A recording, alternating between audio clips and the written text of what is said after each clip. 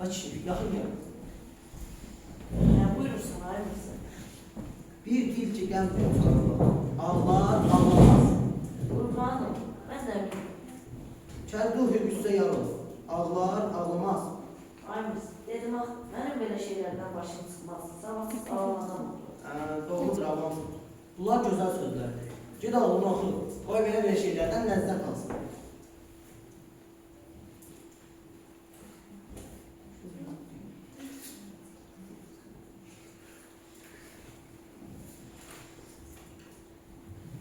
Şükrüsün.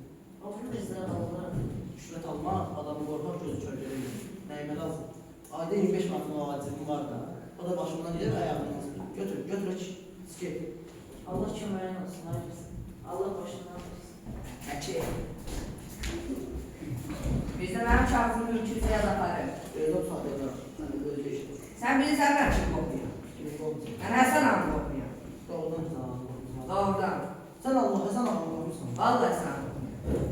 Əzət Abbas haqqında sen Allah olmuşsun. Həzrət Abbas haqqında sən qoxuyum. Deyilən sən öyle sen Allah olmuyas. Sən öləsən qoxuyum. Onda gəlmir mənim boynuma. Deyilmə sən Allah olmuşsun. Gözünə vaxtında kağızın olar, hamı kimi apararsın.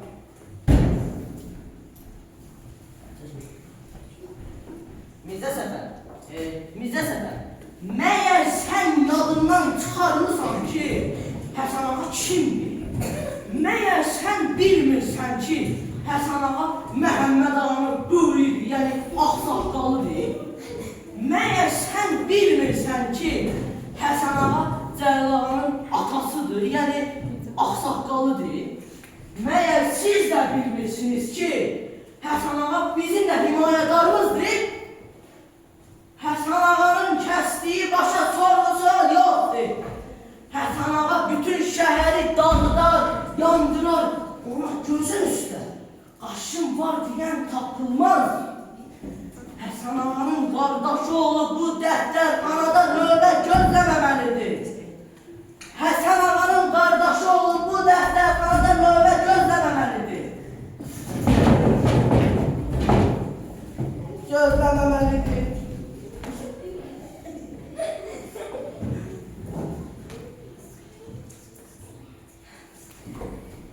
Nizə, papağımı da götürüb çıxır. Atan, bunu bil ki, mən gedə sorsam, papağımı ola gelməyəcəm. Padişahdan al bizim məvalıdır ki, gözün